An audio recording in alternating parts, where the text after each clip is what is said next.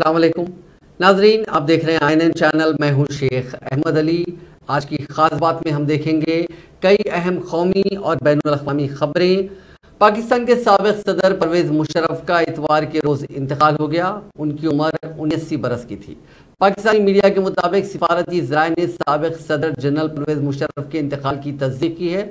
परवेज़ मुशर्रफ तवील अरसे से अमेरिकन अस्पताल दुबई में ज़ेर इलाज थे। मुशर्रफ 11 अगस्त 1943 को दिल्ली में पैदा हुए थे और इब्तिदाई तालीम कराची के सेंट पैट्रिक हाई स्कूल से मुकम्मल की। साबिक़ सदर ने लाहौर के फॉर्मन क्रिश्चियन कॉलेज से आला तालीम हासिल की। परवेज़ मुशर्रफ 7 अक्टूबर 1998 को चीफ ऑफ आर्मी स्टाफ के ओहदे पर फायज हुए थे। 12 अक्टूबर 1999 को साबिक़ वज़ीर-ए-आज़म नवाज शरीफ को हटाकर चीफ एग्जीक्यूटिव बने और बाद अप्रैल 2002 में रेफरेंडम करा के बाकायदा सदर पाकिस्तान मुंतखब हुए।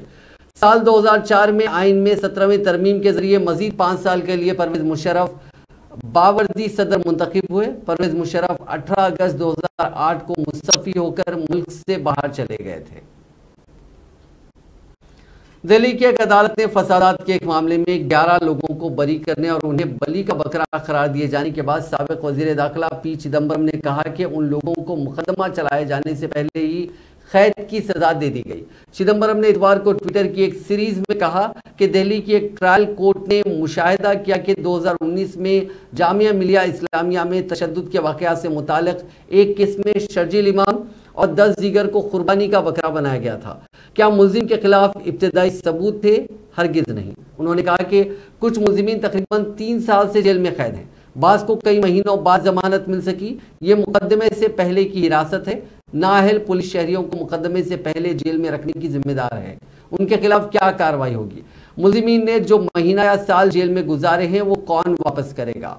उन्होंने कहा कि फौजदारी इंसाफ का निज़ाम जो मुकदमे से पहले कैद का इर्तिकाब करता है, हिंदुस्तान के आइन खास तौर पर आर्टिकल 19 और 21 की तौहीन है। सुप्रीम कोर्ट को कानून के इस रोज़ बरोज़ गलत इस्तेमाल को रोकना चाहिए और इसे जितना जल्द रोका जाए उतना बेहतर होगा। ख्याल रखें, दिल्ली की एक अदालत ने हफ्ते को जवाहरलाल नेहरू यूनिवर्सिटी के साबिक़ तालिब इल्म और कारकुन शर्जील इमाम, शरीक मुल्जिम आसिफ इकबाल तन्हा और दीगर को दिसंबर 2019 में जामिया में तशद्दुद के वाक़यात से मुताल्लिक़ के केस में ये कहते हुए बरी कर दिया कि पुलिस असल मुजरिमों को पकड़ने में नाकाम रही, लेकिन यकीनी तौर पर मज़कूरा मुल्जिमीन को कुर्बानी का बकरा बनाने में कामयाब रही। वज़ीर-ए-आज़म नरेंद्र मोदी ने कहा है कि आप फिट होंगे तभी मुल्क सुपर हिट होगा। राजस्थान ने मुल्क को खेल के कई खिलाड़ी दिए हैं। खेलों में बेटियों को आगे बढ़ने का यह अच्छा इशारा है। मोदी इतवार के रोज जयपुर महाखेल के फाइनल से पहले वीडियो कॉन्फ्रेंसिंग के जरिए चित्रकूट स्टेडियम में खिलाड़ियों को मुखातिब थे।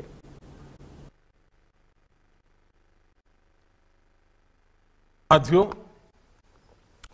पहले देश के युवाओं में खेल का जज्बा तो होता था, प्रतिभा भी होती थी, लेकिन अक्सर संसाधन और सरकारी सहयोग की कमी हर बार आड़े आ जाती थी। अब हमारे खिलाड़ियों की इस चुनौती का भी समाधान किया जा रहा है। मैं आपको इस जयपुर महाखेल का ही उदाहरण दूंगा। जयपुर में यह आयोजन बीते 5-6 वर्षों से चल रहा है।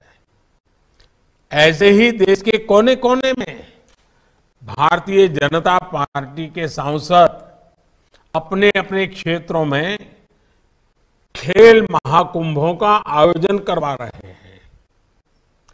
इन सैकड़ों खेल महाकुंभों में हजारों युवा, हजारों प्रतिभावान खिलाड़ी अलग अलग खेलों में भाग ले रहे हैं। सांसद खेल महाकुंभ की वजह से देश की हजारों नई प्रतिभाएं उभर कर सामने आ रही है। साथियों, ये सब इसलिए मुमकिन हो पा रहा है क्योंकि केंद्र सरकार अब जिला स्तर और स्थानीय स्तर तक स्पोर्ट्स फैसिलिटी बना रही है। अब तक देश के सैकड़ों जिलों में लाखों युवाओं के लिए स्पोर्ट्स इंफ्रास्ट्रक्चर तैयार किया गया है। राजस्थान में भी केंद्र सरकार द्वारा अनेक शहरों में स्पोर्ट्स इंफ्रा का निर्माण हो रहा है। आज देश में स्पोर्ट्स यूनिवर्सिटीज भी बन रही हैं और खेल महाकुंभ जैसे बड़े आयोजन भी प्रोफेशनल तरीके से हो रहे हैं। इस बार नेशनल स्पोर्ट्स यूनिवर्सिटी को भी अधिकतम बजट प्रदान किया गया है।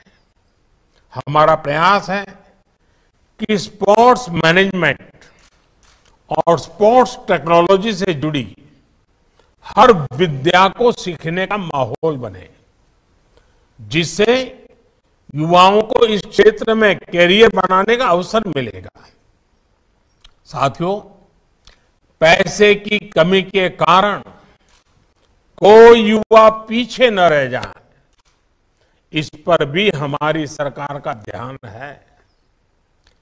बेहतरीन प्रदर्शन करने वाले खिलाड़ियों को केंद्र सरकार अब सालाना 5 लाख रुपए तक की मदद करती है। प्रमुख खेल पुरस्कारों में दी जाने वाली राशि भी 3 गुना तक बढ़ा दी गई है। ओलंपिक जैसी बड़ी वैश्विक प्रतियोगिताओं में भी अब सरकार पूरी शक्ति से अपने खिलाड़ियों के साथ खड़ी रहती है। टॉप्स, TOPS, टॉप जैसी स्कीम के जरिए वर्षों पहले से खिलाड़ी ओलंपिक की तैयारी कर रहे हैं। इतवार के रोज सदर जमहूरिया द्रौपदी मुर्मू के इनविटेशन पर chief justice justice DY Chandrachud और सुप्रीम कोर्ट के सभी जजों ने राष्ट्रपति भवन का दौरा किया। उन्होंने वहां अमृत उद्यान देखा। ट्विटर पर इस दौरे के फोटो जारी किए गए, जिसमें सदर के साथ DY चंद्रचूड़ और सुप्रीम कोर्ट के दीगर जजेस नजर आए। माफ कीजिएगा, सदर जमहूरिया ने ट्विटर हैंडल से किए गए ट्वीट में लिखा कि राष्ट्रपति के यानी सदर के स्पेशल इनविटेशन पर chief justice of India doctor DY Chandrachud समेत सुप्रीम कोर्ट के जजों ने राष्ट्रपति भवन के अमृत उद्यान का दौरा किया। हाल ही में हुकूमत ने राष्ट्रपति भवन के मुगल गार्डन का नाम बदलकर हाल ही में उसे अमृत उद्यान किया है। राष्ट्रपति भवन की deputy press secretary Navika Gupta ने ये जानकारी दी है। राष्ट्रपति भवन में आम लोगों की पहुंच को आसान बनाने के लिए यह कदम उठाया गया। यहाँ ये इसके ऑनलाइन टिकट्स भी बाकायदा फरोख्त किए जा रहे हैं। मरकजी हुकूमत ने चीनी कनेक्शन सामने आने के बाद 232 मोबाइल ऐप को बैन और ब्लॉक करने की प्रोसेस शुरू कर दी है। इसमें 138 ऑनलाइन सट्टा खिलाने वाले और 94 लोन देने वाले ऐप शामिल हैं। वजारत दाखिला ने बताया कि electronics and information technology ministry ने पिछले हफ्ते इन ऐप्स को बैन और ब्लॉक करने की सिफारिश की थी। इसके बाद वजारत ने फैसला लिया है। जांच में पता चला कि ये ऐप्स लोगों को लोन लेने और सट्टा खेलकर लाखों जीतने का लालच देते हैं। बाद में कर्ज ना चुका पाने पर उन्हें भद्दे मैसेजेस भेजते हैं। यहाँ तक कि उनकी तस्वीरों से छेड़छाड़ कर वायरल करने की धमकी भी देते हैं। इससे परेशान होकर आंध्र प्रदेश और तेलंगाना के कुछ लोगों ने खुदकुशी कर ली। वजारत दाखिला के मुताबिक electronics and information technology ministry से मिले इनपुट के बाद इन ऐप्स की जांच शुरू की गई, जिसमें पता चला कि इन ऐप्स पर इंडिया की सॉवरेनिटी और इंटीग्रिटी को नुकसान पहुंचाने वाले कंटेंट मौजूद हैं। ये IT एक्ट की सेक्शन 69 के तहत जुर्म है। वजारत ने बताया कि कुछ लोगों ने इन ऐप्स के खिलाफ जबरन वसूली और हरासानी की शिकायतें भी की है। Securities and exchange board of India यानी सेबी ने हफ्ते को कहा कि वो अपने बुनियादी उसूलों को बरकरार रखते हुए स्टॉक मार्केट में मुंसिफाना और तमाम जरूरी निगरानी को यकीनी बनाने के लिए पुरअज़्म है। ख्याल रहे कि हिंडनबर्ग की रिपोर्ट के सबब अडानी के शेयरों में लगातार गिरावट दर्ज की जा रही है। रिपोर्ट का असर ग्रुप में सरमायाकारी करने वाली कंपनियों के शेयरों पर भी नजर आ रहा है, जिसके हवाले से तनाजा हो रहा है। वहीं इस पर सेबी की खामोशी पर कई सवाल खड़े हो रहे थे। सिडबी की जानिब से जारी करदा एक बयान में किसी का नाम लिए बगैर कहा गया कि हम इस बात को यकीनी बनाने के लिए पुरज़्म हैं कि स्टॉक मार्केट बगैर किसी रुकावट के शफाफ मौसर अंदाज में काम करे, जैसा कि अब तक करता आया है। नेज मार्केट के साथ किसी तरह का खिलवाड़ नहीं होने देंगे और सरमायाकारों के साथ कोई गड़बड़ नहीं होने दी जाएगी। हिंडनबर्ग रिपोर्ट के सामने आने के बाद से अडानी ग्रुप को लगातार मुश्किलात का सामना है। अडानी ग्रुप के शेयरों की कीमत में गिरावट दर्ज की जा रही है और हर रोज नया इंकशाफ हो रहा है। अब फोर्ब्स मैगजीन ने हैरानकुन इंकशाफ किया, जिसके बाद ये सवाल पूछा जा रहा है कि आया अडानी ग्रुप का एफपीओ से दस्तबरदारी की असल वजह यही थी।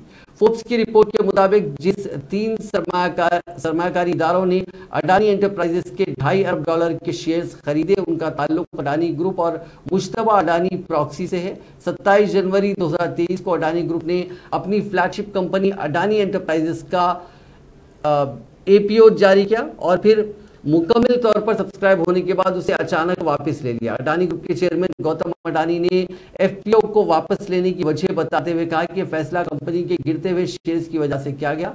फोर्ब्स ने अपनी रिपोर्ट में कहा कि मॉरिशस के 2 इदारों आयुष्मत लिमिटेड और एलम पार्क फंड और हिंदुस्तान के एविएटर ग्लोबल इन्वेस्टमेंट फंड ने सरमायाकारों के लिए दस्तियाब तमाम शेयर्स का 9.24% खरीदने पर इत्तेफाक किया।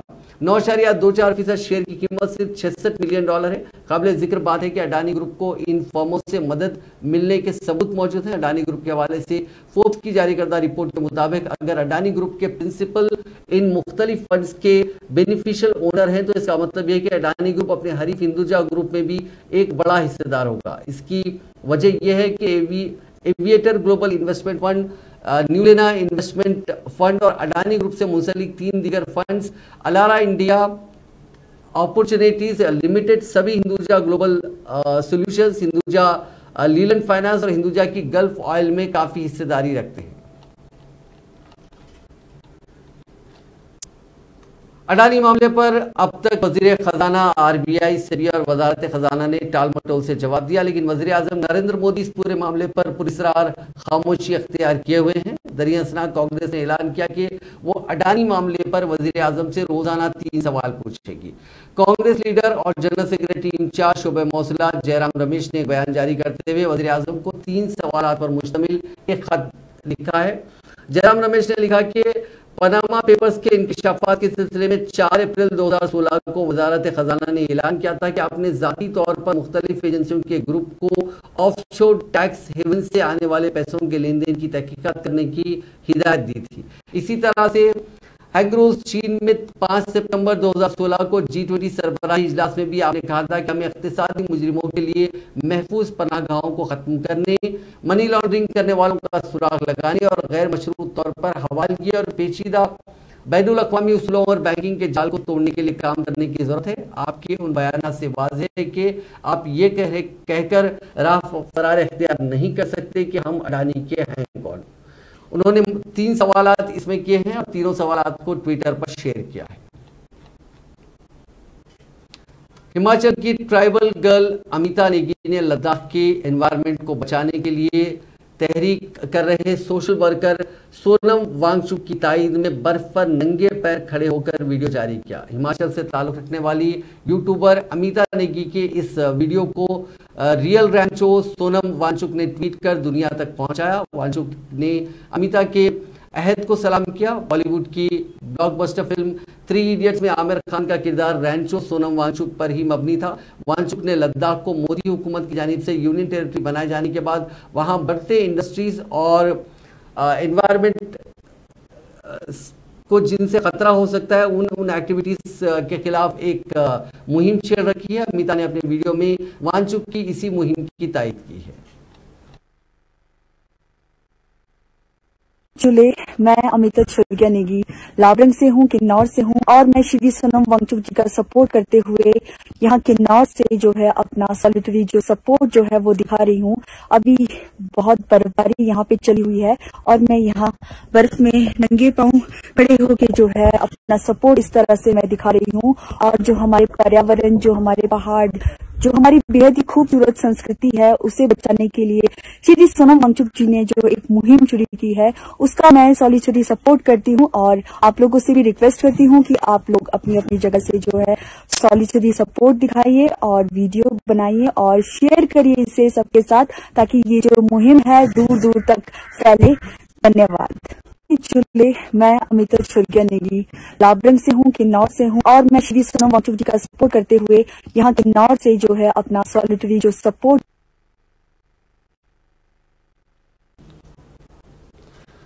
केरल के कालीकट में हफ्ते की रात लोकल फुटबॉल टूर्नामेंट में दो अफ्रीकी प्लेयर्स आपस में भिड़ गए। दोनों के बीच लात घूंसे चले। इसके बाद दोनों टीमों ने भी आपस में लड़ाई शुरू कर दी।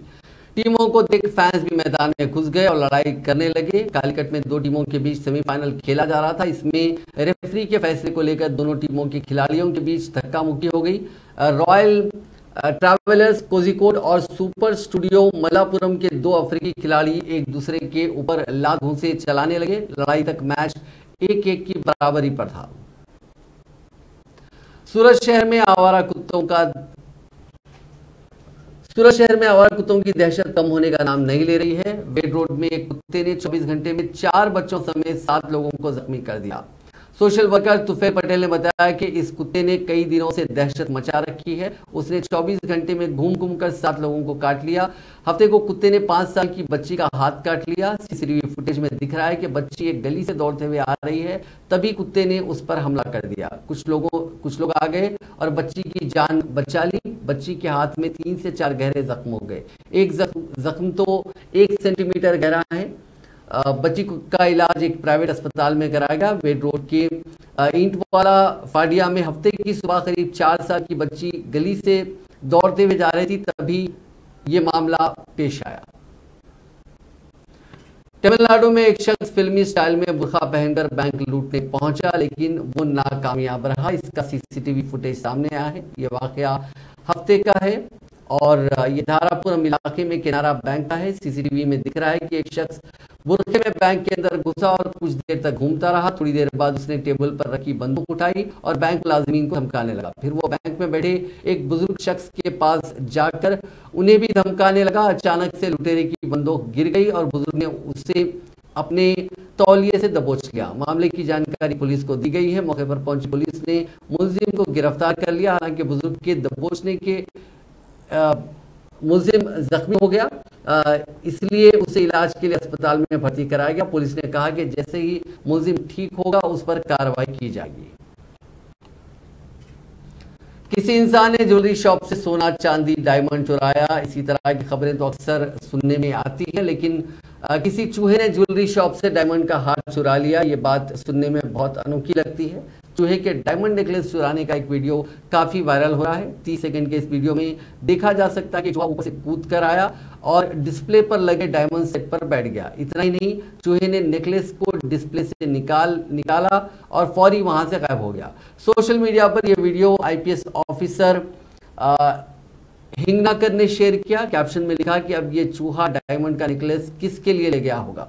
वीडियो को अब तक 90,000 लोग लाइक कर चुके हैं। एक यूजर ने कमेंट में लिखा, हार अपनी बीवी चूहिया के लिए ले गया होगा। तो कहीं एक ने लिखा कि चूहिया काफी डिमांडिंग होगी। कुछ लोगों ने तो ये भी कहा कि चूहा वैलेंटाइन डे की तैयारी कर रहा है।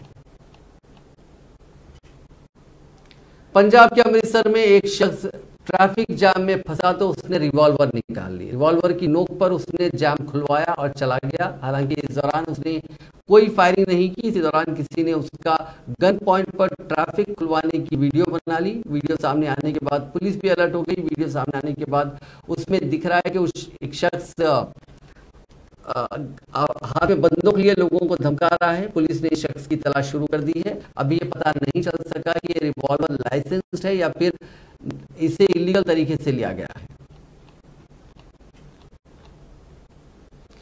गूगल, अमेजॉन और माइक्रोसॉफ्ट जैसी बड़ी टेक कंपनियों के बाद अब इंडिया की बड़ी आईटी कंपनी इंफोसिस ने भी छटनी की है। रिपोर्ट्स के मुताबिक इंफोसिस ने इंटरनल फ्रेशर असेसमेंट यानी एफए टेस्ट को पास करने में फेल होने के बाद सैकड़ों नए फ्रेश एम्प्लॉयज को कंपनी से बाहर कर दिया। अगस्त 2022 में कंपनी में शामिल हुए एक फ्रेशर ने बिजनेस टुडे को बताया कि मैंने पिछले साल अगस्त में इंफोसिस में काम करना शुरू किया था और मुझे SAP ABAP स्ट्रीम के लिए ट्रेनिंग दी गई थी। मेरी टीम ने 150 में से सिर्फ 60 लोगों ने FA एग्जाम पास किया था, बाकी हम सबको 2 हफ्ते पहले टर्मिनेट कर दिया गया है।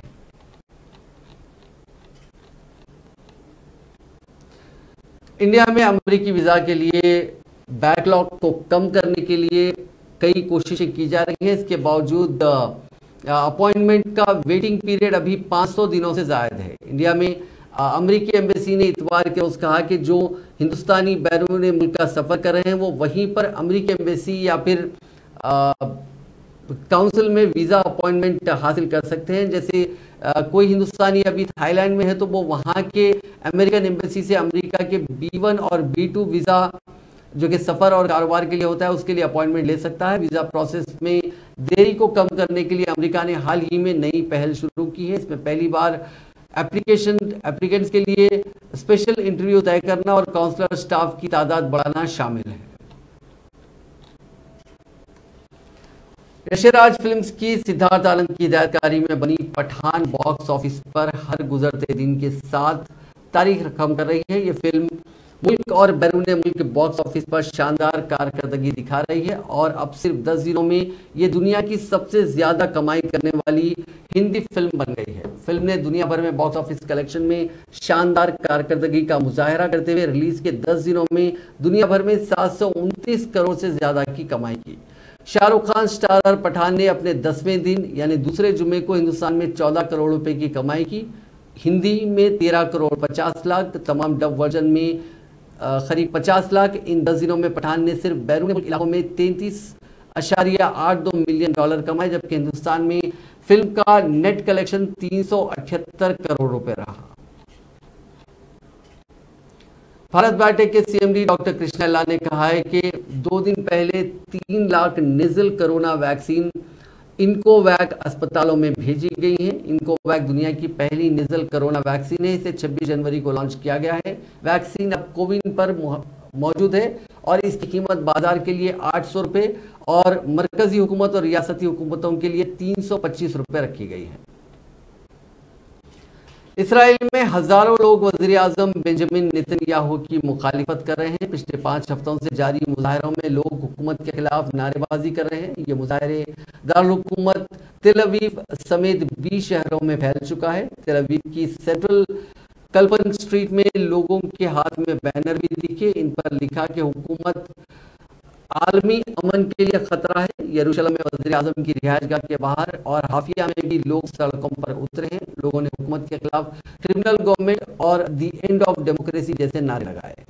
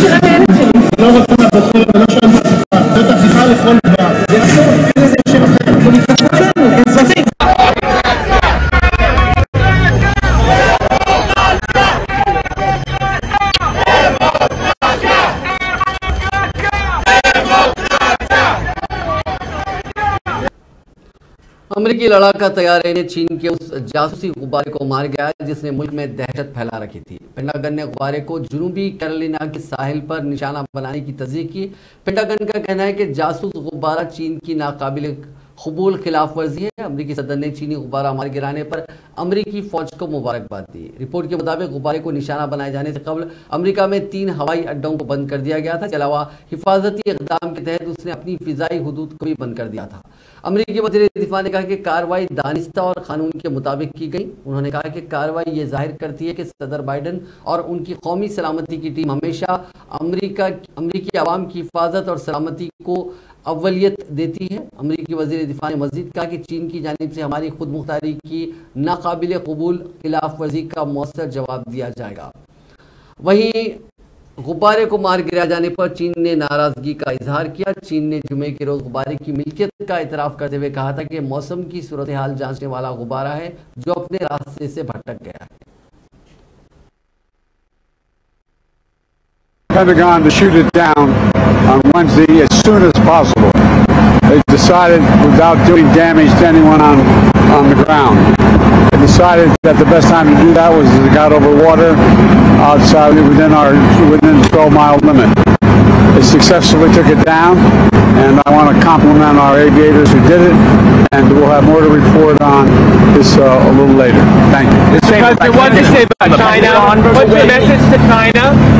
You were saying a recommendation was from your national. I told them to shoot it down. Oh, Wednesday. On Wednesday. But the recommendation. They said to me, "Let's wait till the safest place to do it." What does this mean for China relations with China? The Pentagon to shoot it down. Pakistan के सूबे बलूचिस्तान के शहर कोयटा में इतवार को एक जबरदस्त बम धमाके में कम से कम 5 अफराद जख्मी हो गए। जख्मियों में ज्यादातर पुलिस एहलकार थे। पाकिस्तानी मीडिया के मुताबिक धमाका FC मूसा चौकी के करीब इतवार की सुबह हुआ जिसमें 5 से ज्यादा अफराद जख्मी हुए। मकामी मीडिया रिपोर्ट्स के मुताबिक धमाका कोयटा पुलिस हेडक्वार्टर्स और कोयटा छावनी के दाखिली दरवाजे के करीब एक महफूज इलाके में हुआ।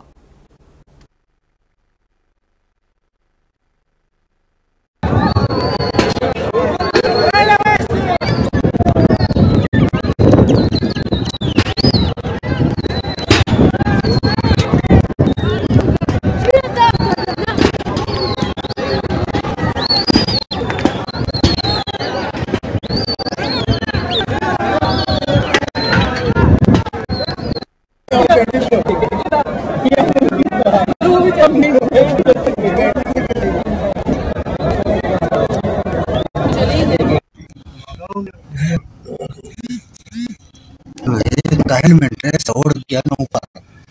अल्लाहु अकबर। चलो उस्ताद आगे चलो चलो चलो चलो आगे चलो उस्ताद।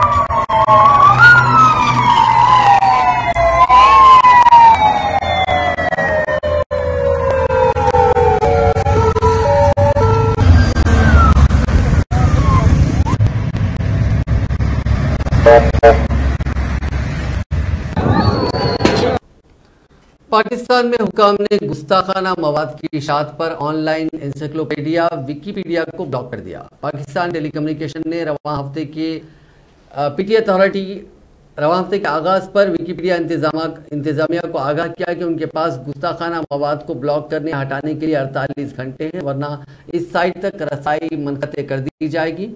पीटीए के एक तर्जुमान ने कहा कि प्लेटफॉर्म विकीपीडिया को समाअत का मौका भी फराहम किया गया, ताहम ना तो गुस्ताखाना मवाद को हटाने की तामील की गई और ना ही अथॉरिटी के सामने वो पेश हुए। तर्जुमान ने मजीद कहा कि विकीपीडिया पाकिस्तान में उस वक्त तक ब्लॉक रहेगा जब तक कि वो तमाम काबिल एतराज़ मवाद को हटा नहीं देता।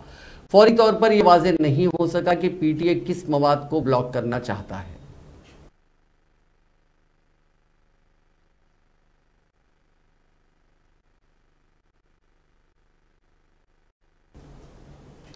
यूक्रेन की पोर्ट सिटी ओडेसा में एक इलेक्ट्रिकल सब स्टेशन में खतरनाक आग लगने से वहां पूरा सिस्टम ठप पड़ गया है। करीब 5 लाख लोग बिना बिजली के रहने को मजबूर हैं। ओहदेदारों का कहना है कि इसे ठीक करने में कई हफ्ते भी लग सकते हैं। इस बीच यूक्रेन ने तुर्किया से मदद की गुहार लगाई है, उससे ब्लैक सी के जरिए हाई पावर जनरेटर भेजने को कहा है। ओडेसा में कड़कड़ाती ठंड पड़ने से टेम्परेचर -2 डिग्री तक पहुंच गया है। इस दौरान बिजली ना होने से लोगों की परेशानियां और बढ़ गई। नाज़रीन, आज की खास बात में बस इतना ही। आपसे कल मुलाकात होगी नई खबरों के साथ। आप देखते रहिए INN चैनल।